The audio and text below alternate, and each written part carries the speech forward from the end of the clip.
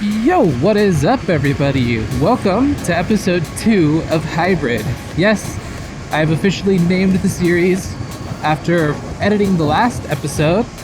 I realized that I said hybrid, and it makes sense, I guess. So, I don't know, that's what I'm gonna call it. Hybrid series about motovlogging and photography tutorials. Stuff, you know. So today we are gonna go take some Moody photos. That's the goal. Moody photos can mean a lot of different things, but what I'm gonna go for today is more of a feeling, like a moody feeling, like a lo-fi vibes, I don't know, kind of dreary day feeling, and that's kind of perfect because the weather today has been pretty rainy. In fact, this whole week it's been rainy on and off. Kind of a interesting idea that actually my wife gave me. She said I should head over to a cemetery and take some Moody photos there. And I'll explain it when I get there, but all I've really brought with me that I need is my DSLR camera, and I've also got a circular polarizer, and what that'll do is help like eliminate reflections and stuff. But yeah, so we're gonna head over to the cemetery, and it's gonna be awesome, and I'm gonna show you a little bit about what I think Moody photography is, and we're gonna go from there, and it's gonna be sick. So story time real quick. I kind of wanted to just give you a little bit of a background on my life just in general, so you guys can get to know me a little bit more. The first part of this story is just going to be me talking about my childhood and things that I see now that I didn't know then, and I look back and I see, oh, that makes sense as to how I've always been and why I'm doing what I'm doing now and why I love it. Number one, I was always kind of intrigued by movies, and I think every kid is to some extent, but I mean, like, I was always wondering, oh, how did they do that? Like, how does this work? And I kind of was raised in a time of when YouTube was starting out, and there were random videos going viral way back in the day. And one of those was a stop motion of a Millennium Falcon. And when I watched it, it had like 3 million views or something, which back then was insane. But it was just this stop motion made by a couple bros at home, and they did a really good job with it. And I remember, okay, that's sick, I want to do that. So I made a few stop motion animations of like my toys. I had some of cars. I made a ton of them, and I didn't realize my passion for it because I made so many.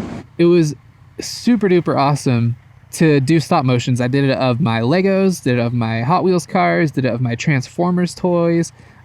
At one point, I even put like some visual effects just made in Microsoft Paint. I just took some of the frames and animated like laser bolts. It was awesome. And I didn't know how to sequence photos at that time. Like, I didn't know what a JPEG sequence was. And I was like 11 years old, okay? But that's one example. And then I would take videos of myself. My parents got me a little point and shoot camera. It shot 12 frames per second, and I thought it was the best camera ever. And I used that thing like crazy. I think I just kept it on auto settings most of the time. And I would record myself on my bicycle, and then I would go through frame by frame and analyze like how my tires were working and all crazy stuff. Also, I rode my dirt bike and recorded myself on that quite a bit. Just stuff like that I look back on and I'm like, huh, that really does show that I always wanted to do something visual. Oh, by the way, sorry if I'm not keeping the water off. It is starting to rain a little bit. Ooh, it's raining pretty good. Woo. Something else I'm insanely thankful for is my parents. My parents were always so supportive in everything that I did. I told them I wanted to go into electronic music production. They got me a DJ system. I wanted to move to Hollywood to study audio, and they sent me there. And it's crazy, but it's what happened, and I'm so thankful for them. So huge shout out to mom and dad. They're just the most amazing people, and I feel like I was very privileged growing up. So anyway, that's enough blabbering on. I'm gonna go ahead and montage us to the location. Should be there shortly. Peace.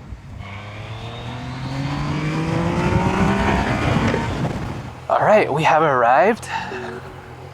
let's take some Moody photos, shall we?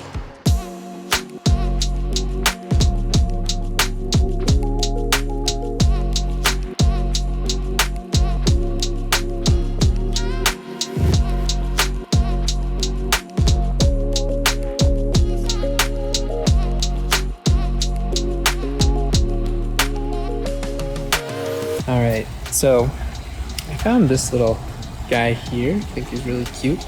So what a circular polarizer does is it filters out polarized light. Spin it, it reflects more, and it reflects less. And the idea is that you want to rotate that to where you get a look that you like. You don't necessarily want to eliminate reflections entirely, but definitely to bring them down, kind of like that, really helps a lot. I don't have a macro lens, sadly, but I like to get in as close as I can until I can't focus any closer, and then back off. And there's the image. Looks good. Maybe I'll shoot a flower that's more downward facing. Alright, so there's a couple shots there to try to find another plant that I like. This is nice, tons of green and some red roses. So this time I want a nice, luscious green background. Something else I really like to get a Moody shot is a really shallow depth of field, so I like to keep my aperture nice and wide, which means I might have to bump up my shutter speed a bit. Get nice and close and pull back. And maybe this would look better up here. It's gonna be hard for you guys to see, hard for me to see. And then don't forget to spin that circular polarizer. Well, it started raining, so I'm just gonna hang out till it passes in about an hour.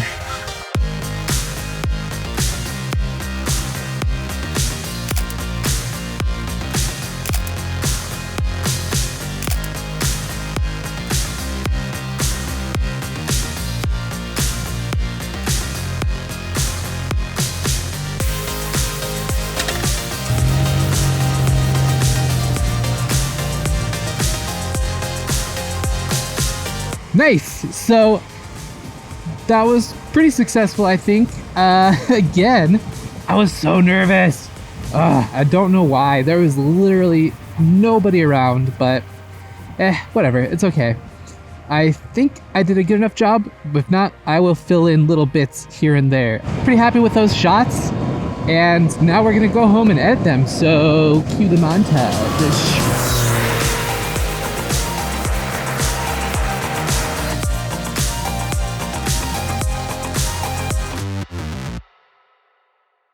All right, so here I am in Lightroom, and hopefully we get some pretty sweet results.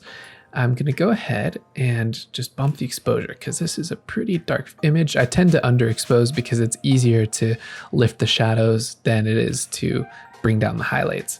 Let's take the shadows and play with those a bit and see if we like it higher or lower. Yeah, I want to bring out the detail down here in the shadowy area, so I guess that works pretty good. I think I'm going to pull the blacks down, actually. Even though it's clipping here, we'll fix that later with the curves.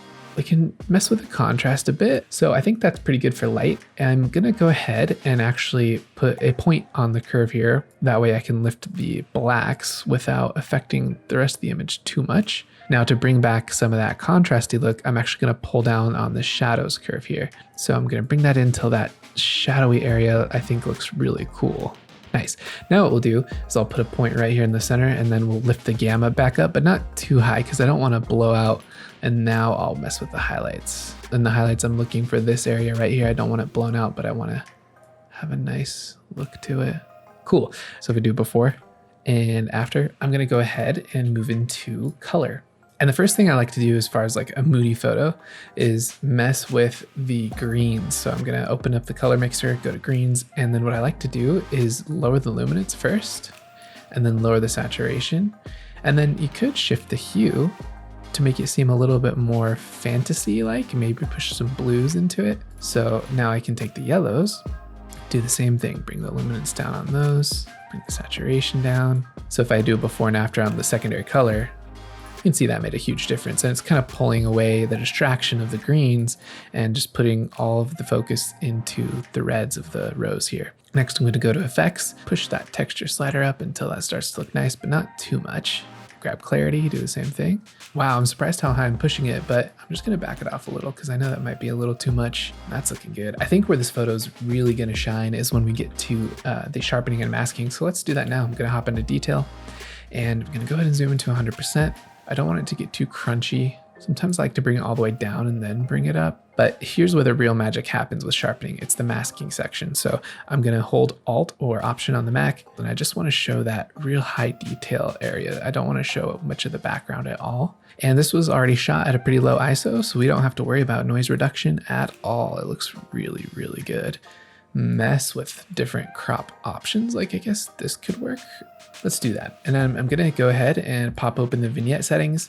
What I like to do is just crank it all the way. And then what I like to do is remove the feather all the way, just so that I can see exactly what's happening. Now I can adjust the midpoint and kind of get that to where I think it's nice, and adjust the roundness. Then I'll go back and adjust the feathering, and then just start sliding it in ever so slightly. I think that looks nice. Now, one thing that I've noticed really takes these Moody edits to the next level is to use secondary color and expose the areas of most interest. So it's kind of like vignetting, but opposite. Instead of putting in dark areas around the edge, in the areas of interest, you're adding light.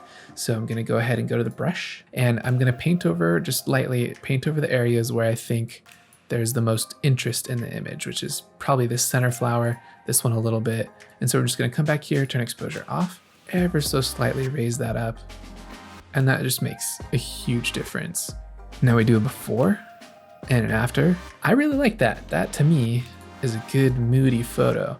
I'm gonna go ahead and do the other ones, and if I come up with anything interesting that is different than how I approached this one, I'll let you know. With this one, I'm really gonna bring down the highlights because I got the sky in the shot.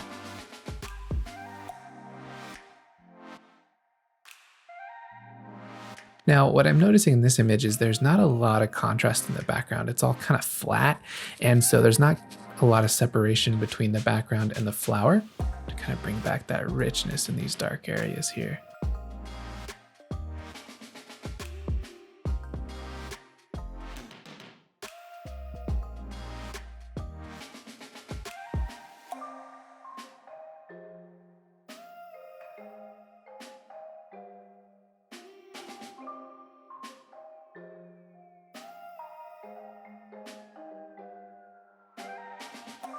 This particular image was shot quite differently, so with pasting the settings over, I kind of lost that milky, creamy blacks look, so I'm just gonna bring up these shadows a little more.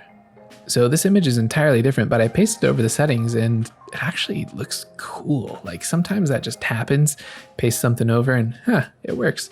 I'm gonna just tweak a couple little things. I think this one's good to go.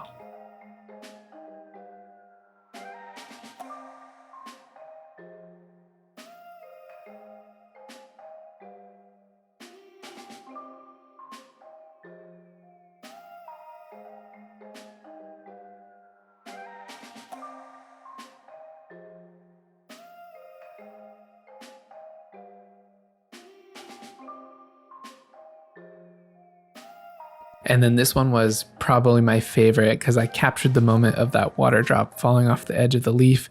It was perfect. If I zoom in here, I got it really sharp and I used manual focus and it was so cool. Like, I don't know. You probably don't care about that, but I think it's pretty sweet. So yeah, that's that. Go and post your photos on Instagram and use all the hashtags and become famous, won't you? That was a mood. Thank you so much for sticking around to the end of the video. I was actually really kind of surprised at where the final result took us. I've never considered what moody means, I guess. It's just kind of been a feeling, and that means it could mean 1,000,001 different things. So your take on moody photography or a moody photo may be completely different from mine. And in 6 months, my thought of a moody photo might be completely different again from what it is now. So I Not sure why I call it Moody, it's just kind of, I guess, how I think of it. I don't know, maybe I'm just on social media too much or something, but either way, I hope you learned a little bit of something. I know I did. I am trying to really get myself outside of just getting color down and instead making a color grade that has a certain feel to it and actually kind of cater towards the emotional side of things. So yeah, thank you again so much for sticking around to the end. I will see you in episode 3 as soon as I come up with another idea. Peace.